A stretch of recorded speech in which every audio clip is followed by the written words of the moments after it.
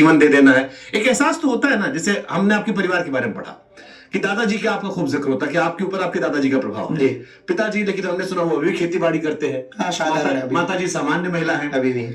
तो ये दादाजी पर कृपा, पिताजी एक सामान्य जीवन, लेकिन फिर आपका जीवन जो है वो ईश्वर को समर्पण, ये एहसास कब हुआ, ये तय कब किया, किस लम्हे पे? हमारा जीवन में खुद का एहसास नहीं था, ये तो गुरु कृपा थी। बचपन से ही यहाँ जो बागेश्वर धाम में गांव यही है, लगभग 300-400 मीटर दूरी पर घर है। ये छोटा जंगल है, जंगल में यहाँ आउट ऑफ है, गांव का अंधेरा रहा करता था, कोई आउट ही ना, तो सब ऐसे ही अकेले में चलत। तो सब झोपड़ी बनी थी, झोपड़ी में ग्रैंडफादर दादाजी वहां रहते थे, धूनी रमी रहती थी। पहले वो गृहस्थ थे, फिर उन्होंने निर्मोही अखाड़ा से साधु बने थे। तो हमारी माँ ने एक दिन कहा कि दादाजी आपके बहुत जानते हैं, हालत ठीक नहीं थी, परिवार की स्थिति, पिताजी कुछ ज्यादा ठीक कर नहीं पाते थे। खेती के नाम पर 1.25 एकड़ जमीन थी, तो 1-1.5 एकड़, लगभग 1.5 एकड़ जमीन थी, तो उतना कुछ खास होता नहीं था, फिर पिताजी कर भी नहीं पाते थे। तो गांव में चूंकि जो धर्म कर्म है कर्तव्य के रूप में, तो कर्मकांड तो करते ही थे, बचपना तो था ही, बच्चे तो थे ही, पर माता जी ने कहा कि अब व्यवस्था तो चलानी है। तो माता जी ने सिखाया कि अपन ब्राह्मण है तो घर घर जाकर के भिक्षा याचन कर सकते हैं। भिक्षा याचना की तो लगभग 13 साल तक की आयु तक ये जीवन में हमारे चला। लेकिन उसी बीच में एक दिन फिर वो एक घटना होती है। माँ कहती है कि तुम्हारे दादाजी बहुत जानते हैं, तो जाओ जाके प्रणाम कर आओ, तो कुछ मांग लाओ। तो हम आए, पगडंडी थी, तो दोपहर का लगभग 2-2:30 बजे के लगभग आए, तो कोई अधिकारी बैठे थे, तो हमने प्रणाम किया, उन्होंने आशीर्वाद दिया। बोलते कम थे वो, बड़ी बड़ी आंख, ये बड़ी दाढ़ी, और फिलॉसफी इतनी गजब की, बहुत गजब की, भौं उठा के बात करना, बहुत कम बोलना, अब बोलना भी तो बोलना, नहीं बोलना तो नहीं बोलना, अब बोलना भी तो बड़ी ऊंची बात बोलना, तो कहा ठहाका लगा के हंसना, ऐसे पीट के हंसना, ऐसे चुटकी बजा के हंसना।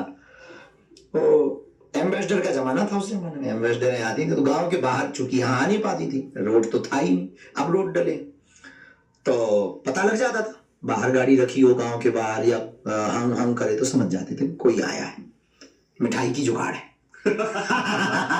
तो मिठाई के चक्कर में आते थे। तो माँ ने कहा, तब गए तो प्रणाम किया, तो 2-2.5 घंटे बाद वो बोले, तो बोले कहो बिटवा, बुंदेलखंड में बेटा को बिटवा कहते। तो हमने प्रणाम किया, हमने कहा कि संन्यास लेने के पूर्व में हम आप ही के खून है, आपके बेटा के बेटा है, हालत ठीक नहीं है, भोजन की स्थिति भी नहीं है, 2-3 दिन से चावलों की रोटी बन रही है, भोजन की स्थिति नहीं है, और लाइट तो जलती नहीं, तो पढ़ना हो भी नहीं पाता है। गांव के छोटे से कोने में, आप शायद अभी गए नहीं, पुराने मकान पे, जन्मभूमि में जहाँ माता जी का, तो बहुत पीछे है, अंधेरा रहता है, कुछ कृपा कर दो, भोजन की ही व्यवस्था हो जाए। तो वो कुछ बोले नहीं।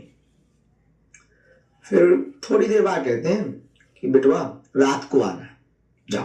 तो कोई सवाल जवाब होता नहीं था, तो चले गए। हमने बाबूजी को, पिताजी को बताया, माँ को बताया।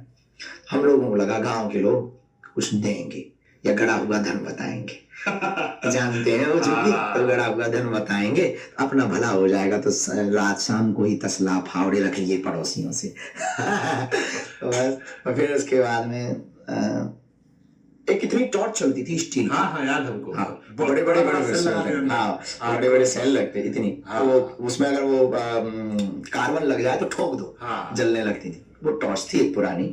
तो बाबूजी ने हमने बाबूजी की उंगली पकड़ी, हमने कहा कि 9 बजे लगभग बुलाया है, रात को आना, चलो छोड़ दो हमें। तो पिताजी छोड़ने आए, पगडंडी में ऐसे टॉर्च चलाते हुए, टिम टिम टिम टिम बूंदे बरस रही थी। बरसात का मौसम था, बरसात उतरती हुई बरसात का मौसम था। ये तालाब भरा हुआ था, आपने देखा होगा, एक बगल में तालाब भरा हुआ था, इसी के ऊपर से पगडंडी थी। वहां पे चढ़ के आए, झोपड़ी में पहुंचे तो दीपक जल रहा था। वो तो महापुरुष थे, एक अचला पहने, एक वो पहने, वो लेटे थे। पिताजी का नाम लेके बोले, कृपाल जाओ घर। पिताजी का नाम श्री राम कृपाल है, तो आधा नाम लेते थे, जाओ घर, बिटवा को छोड़ दो। पिताजी लोग सब जानते थे, तो बोले ही नहीं कुछ, प्रणाम किया, पिताजी चले गए। हम रुक गए। 12:15 बजे के लगभग उन्होंने कहा, धीरू जाओ स्नान कर लो। यहाँ नीचे हेड पंप है, वहां हमने स्नान किया। ठंडी लगने लगी हल्की हल्की, तो फटी हुई एक तौलिया थी हमारे पास में, वो हमने पहन ली और ऐसी बाल्टी ली पानी भर के, पानी ऊपर चला जाएगा, तो ऊपर जाके पानी रखा। 12:15 पौने 1 बजे के लगभग उन्होंने हमारे यहाँ पे पकड़ा, हमें आज भी याद है, यहाँ पकड़ा, वो ले गए वहां मंदिर के पास। उनका जिंदगी में बैलेंस इतना अद्भुत था कि वो पैर के अंगूठे के बल खड़े हो जाते थे, ये बैलेंस था जिंदगी में। वो ऐसे एक पैर यहाँ लगाया और ऐसे खड़े। जो उन्होंने पढ़ा, हम तो बच्चे थे, रात्रि का समय था, अंधेरा था, मेढक बोल रहे थे, बरसात का मौसम, किच किच किच किच सब जगह हो रहा था। वो तो अभी खूब कीचड़ी मचो, तो मंदिर बालाजी का जहाँ है, छोटी सी मंदिरिया थी बालाजी की, छोटी सी, वहां खड़े भये। उसी रात हमारे साथ वो घटना हुई। एक छोटा सा कुछ मोमेंट हुआ, हमें तो होश नहीं रहा, हम डर गए, बच्चे थे। तो ऐसे उन्होंने थपकी मारी, बोले कह दे तुम हमारे और हम तुम्हारे। तो हमने भी आवेश में कह दिया कि तुम हमारे और हम तुम्हारे। बस फिर सामान्य रहा, कुछ खास नहीं रहा हमारी जिंदगी में। इतनी हुई, सुबह हो गई, 8:30-9 बजे घर वापस गए। माँ ने पूछा, मैं कहा कुछ नहीं हुआ, लाइट जली थी बस, वही बता दिया। फिर धीरे धीरे आभास होने लगा, तो वो हमने दादाजी को बताया कि हम बड़े परेशान हैं, ऐसा ऐसा आभास होता है कि अब ये मास्टर आएगा, अब ये मैथ की पुस्तक मंगाएगा, अमुक आदमी से मंगाएगा, और वो ऐसे ही मंगाता था। खैर ये तो हमको पता था।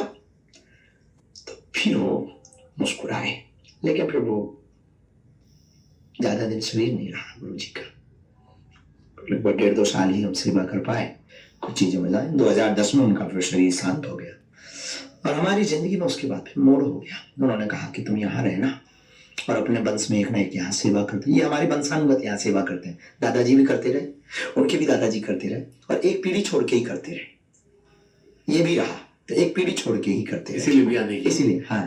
तो पिताजी नहीं कर पाए, चाचा ताऊ में कोई बैठ नहीं पाया, 1-2 लोग आए हैं तो वो टिक नहीं पाए। यहाँ टिकना भी बहुत कठिन था, ऐसी एनर्जी है तो टिकना, अब जो भी हो भगवान जाने।